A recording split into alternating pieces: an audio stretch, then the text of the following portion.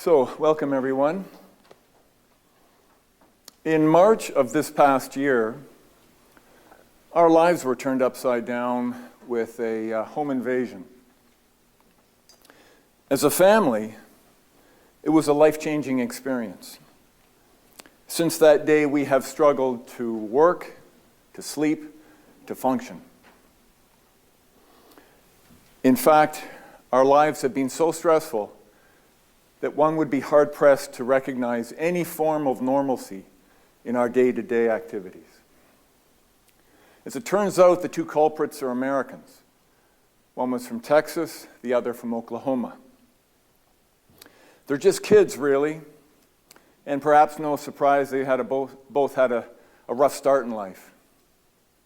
One was living on the streets, the other on an abusive farm. Their behavior is indicative of early childhood trauma. And since the first day we met them, we've referred to them as rescues. Ladies and gentlemen, I would like to introduce you to our two home invaders, Bella and Oakley. Now, just to be clear, I didn't include them in today's presentation just because they're cute as hell. But if you were to ask me, I would think that would be a good enough reason. No, instead, like so many things in nature, dogs, or perhaps more specifically, the way dogs live, represent an important metaphor. You see, aside from sticks, dogs don't chase much. Humans, we tend to chase. Now, I think it's safe to say that nobody in this room knew the 24-year-old version of me. And we're going to call that a good thing. Because the arrogance of that young man was palpable. His way of being, his way of thinking, it was caustic. Now, his mom would argue that he wasn't always like that. She would say that he learned it. He became it. Along a journey, a path, in which he chased an innocent childhood dream of becoming an Olympian. As a young high school rower, I remember the first time we won a national championship. In particular, I remember the way I felt with that victory. When the adults in my life said the positive things that they did about myself and my crew, it felt good. I felt valued. I felt important. I kept rowing. Of course I did. It became the vehicle in which I was able to attain my self-worth.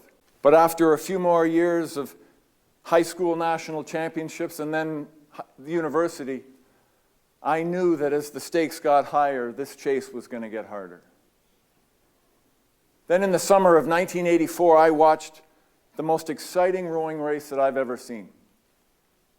It was at the Olympics in Los Angeles where the Canadian men's eight held off the U.S. crew to win the Olympic gold medal for Canada.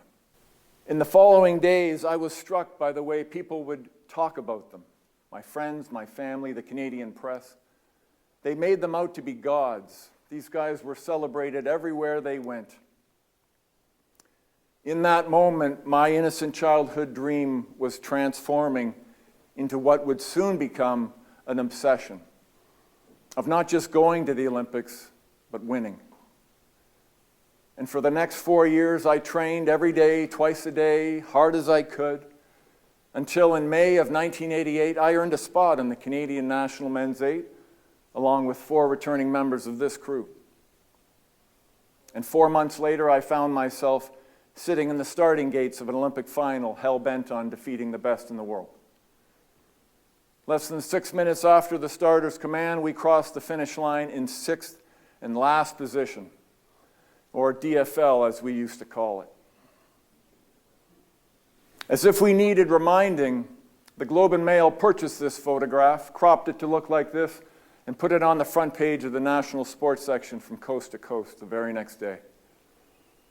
And a week after our final, I arrived home late at night, and I walked into this photo, along with this headline.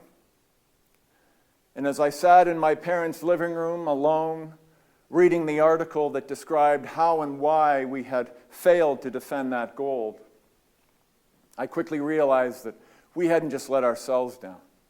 We had let the entire nation down.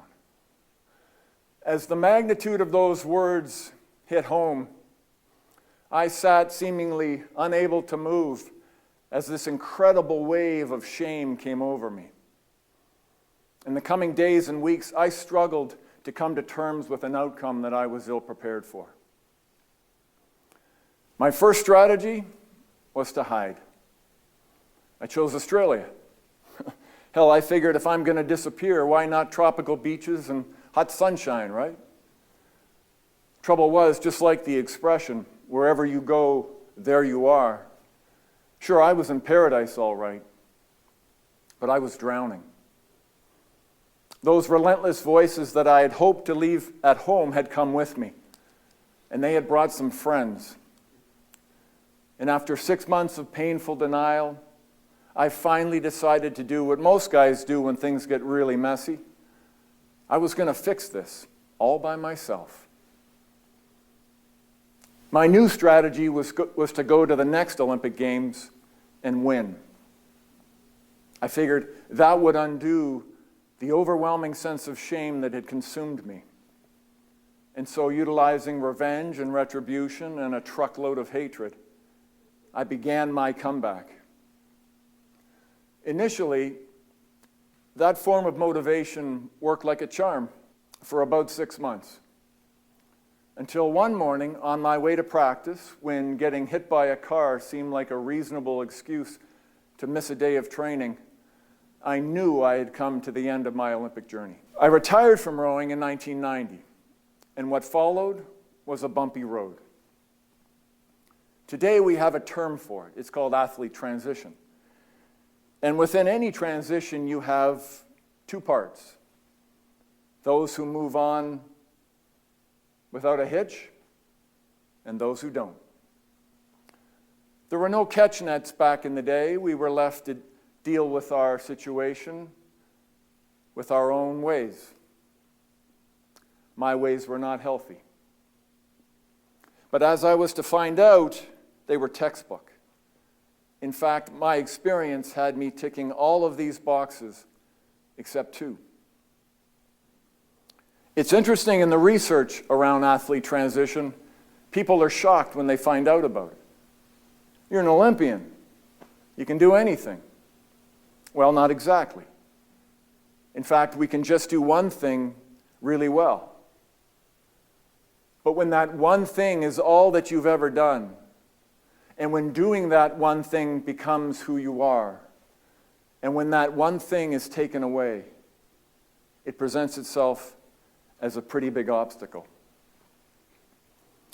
Eventually, I came through that period of my life to eventually realize that what had begun as a devastating moment had transformed itself into a gift. Yes, don't worry, many years ago, I came to the realization that losing an Olympic gold medal, that's a first world problem. There's one photograph that captures where, how, and why things went sideways. The first time I saw this picture, I thought it was the most incredible rowing photograph that I'd ever seen. For me, it epitomized the rower. Mean and tough and ready to go to war and kill if that's what winning required. Now I look at this picture, I think it's the stupidest thing I've ever seen. Why? Because I know the context of this photograph.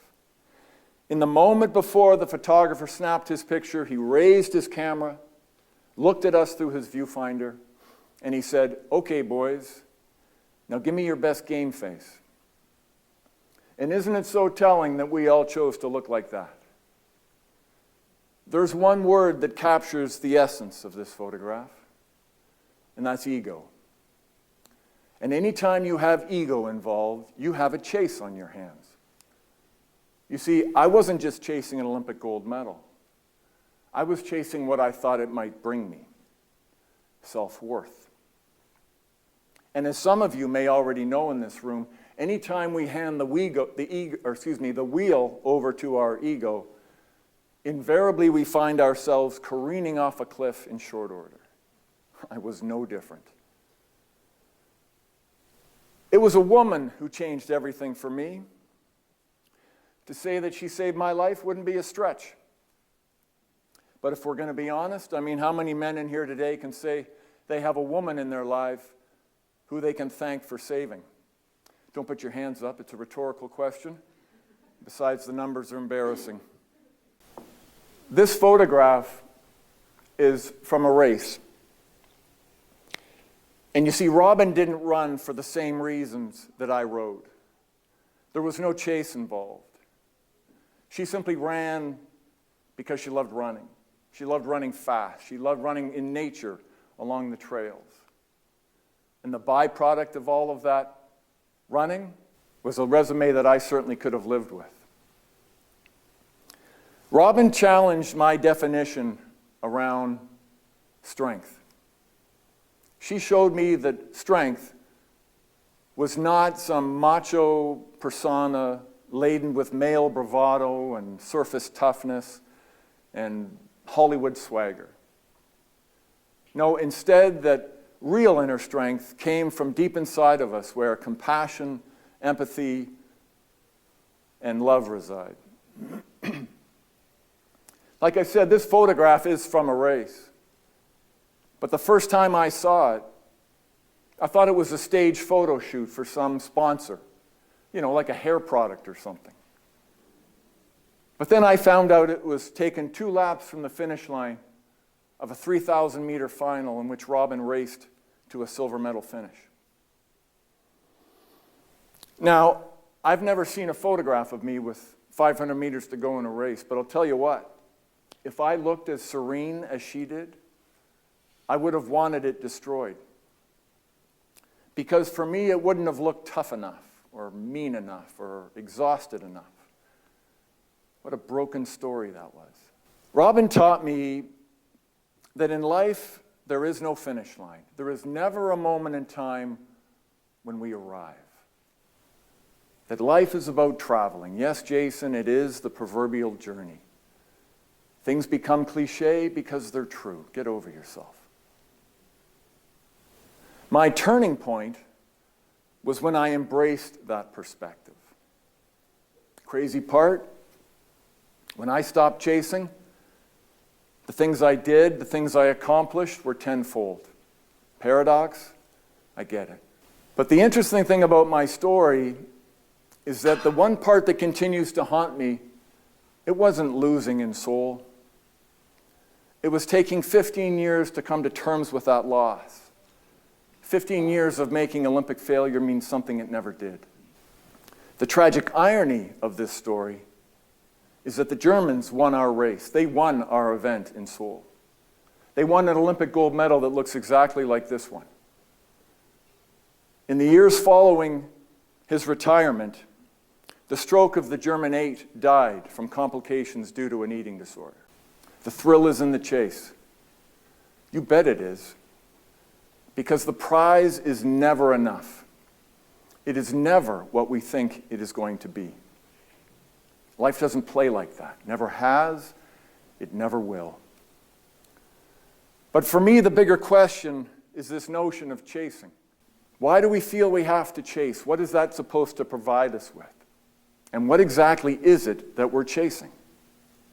Now, granted, I understand that much of our economic system is built around the premise that we chase stuff, right? That we buy things in order to make us feel better, different. But what if we didn't have to chase anything? What if just being was good enough? What if the whole notion of chasing things to feel better about ourselves was a big fat lie? I mean, I'd like to think that my purpose here in life is bigger than simply driving the GDP. In my instance, I linked an Olympic gold medal to my self-worth, and I chased it. And when that didn't work, I kept on chasing. Women, business ventures, becoming a winning coach, and I would have just kept on chasing on and on, unchecked, unaware, if things hadn't changed. So how do we create that awareness? How do we ensure that our children don't buy into the same lie that many of us have? Because let's face it, right? I'm not alone. My guess, there's more than a few people in here today who have their own Olympic gold medal that they are currently chasing. New job, more money, fancy car, bigger house. We chase things that we think, that we are convinced will make our life better. Now, don't misconstrue my message. I'm not here to say that we shouldn't all have dreams. We shouldn't set lofty goals. Dreams can provide our life with purpose. Goals can help get us out of bed in the morning. Surely that's not a bad thing. What I am saying, though, is that when we link those dreams and those goals to our happiness, to our self-worth, we step onto a slippery slope. Because everyone in here was born with everything that you need to feel the love, the joy, the happiness, the self-worth that we sometimes desperately chase. The trouble is, as we get older, we lose our connection with that part of us through conditional relationships. I'll like you more if you do this. I'll love you more if you'll be this. That's dangerous stuff. It'll suck the life out of you. As adults, we should be careful of the conditional relationships that we hold with the children in our lives. If we're not careful, sometimes they can latch on to the same belief that I had, where my self-worth was completely related to the things that I accomplished. Having dreams should be fun. When we celebrate the being in the people we know as much as they're doing, we help make it more fun. Enjoy the rest of your afternoon, everyone.